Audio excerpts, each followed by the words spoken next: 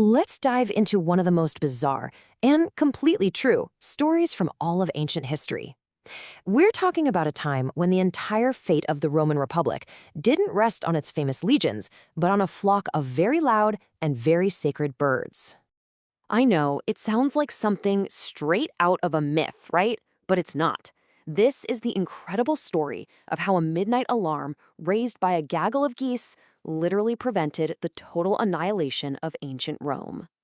So, to understand how a bunch of geese became Rome's last line of defense, we have to rewind. We have to go back to the beginning of the disaster, to what was without a doubt Rome's darkest hour. Okay, so it all kicks off in 390 BCE. A massive army of Gallic warriors sweeps down into Italy.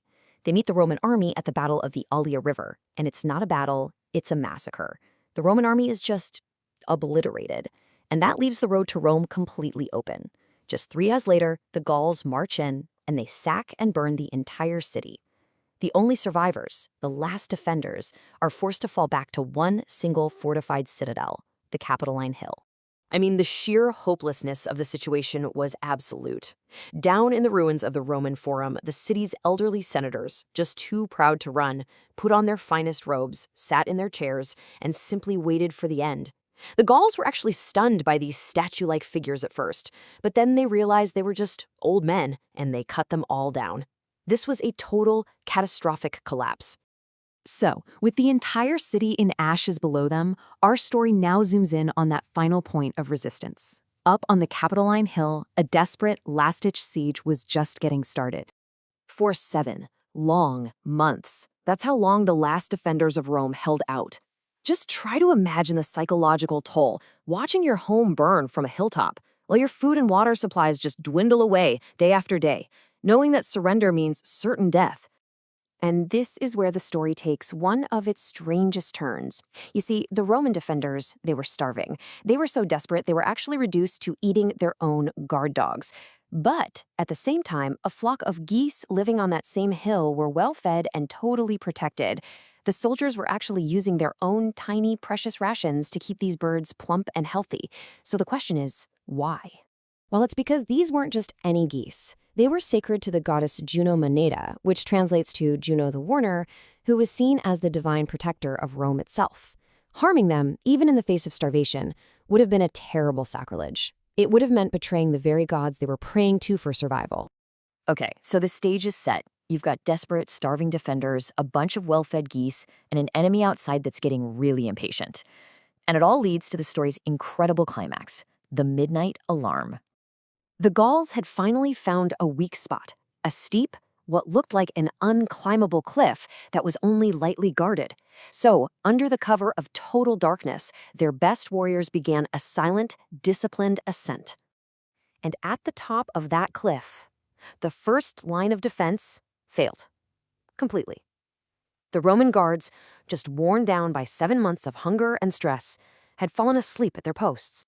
Then, the second line of defense failed too. The dogs, the animals that should have barked at the slightest sound, they stayed silent. Maybe they were too weak from starvation, or maybe, as some historians suggest, the Gauls had bribed them into silence with scraps of meat. Whatever the reason, Rome was literally seconds away from being completely wiped out. But the one thing the Gauls couldn't possibly account for were the well-fed, healthy, and very, very alert sacred geese. They just erupted, a chaotic storm of honks and hisses that shattered the silence of the night, sounding the alarm that no one else could. A Roman commander named Marcus Manlius was the first to react. Jolted awake by the birds, he grabs his shield, charges to the edge, and just shoves the first Gaul he sees right off the top. And this sets off a domino effect. The falling warrior crashes into the climbers below him, chaos breaks out, and the now awakened Roman garrison rushes to the cliff's edge and manages to repel the entire assault. So the attack failed. Rome survived the night. But the story doesn't end there, because what happened in the aftermath gives us this powerful, fascinating look into Roman values and how they handed out both honor and humiliation. The rewards and punishments were stark. Marcus Manlius was hailed as a hero, but the sentry, who fell asleep on his watch, he was executed, thrown to his death from the very rock he had failed to defend. And this harsh logic, it even extended to the animals. For centuries after, Rome held annual parades where the geese were honored. The dogs, on the other hand, were crucified once a year as a public, brutal reminder of their failure.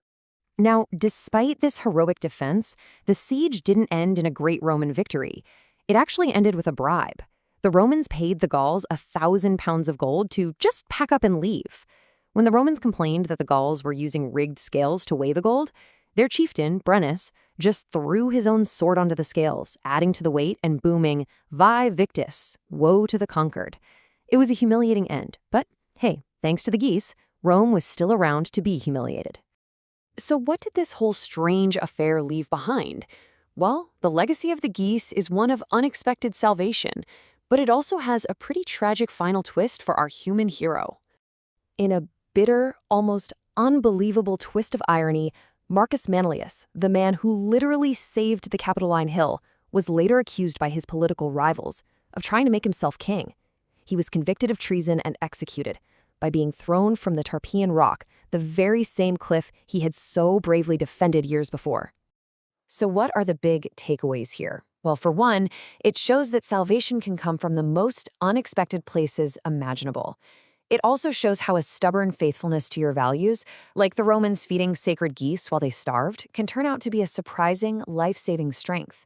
It's a powerful reminder that history can pivot on the tiniest of details, and that sometimes what saves you isn't the guard dog you expect, but the goose you revere.